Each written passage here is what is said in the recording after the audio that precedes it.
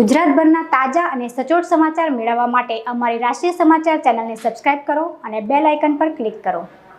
Surat civil હોસ્પિટલમાં થોડા સમય અગાઉ ડોક્ટર રાજેન્દ્ર રામાણીના અવસાનને લઈને ભારે આક્ષેપો થયા હતા।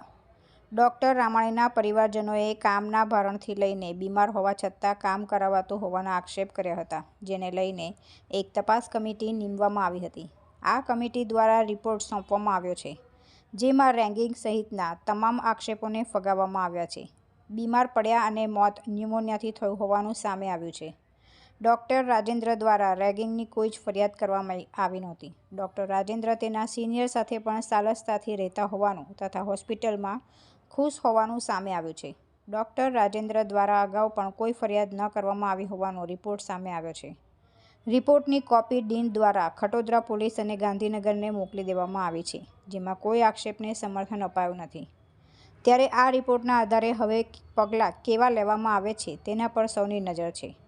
જોકે ડોક્ટર રાજેન્દ્રના પરિવાર દ્વારા હોસ્પિટલના સિનિયર સ્ટાફ સહિતના પર કામના ભારણ સહિતના આક્ષેપ લગાવવામાં આવ્યા હતા।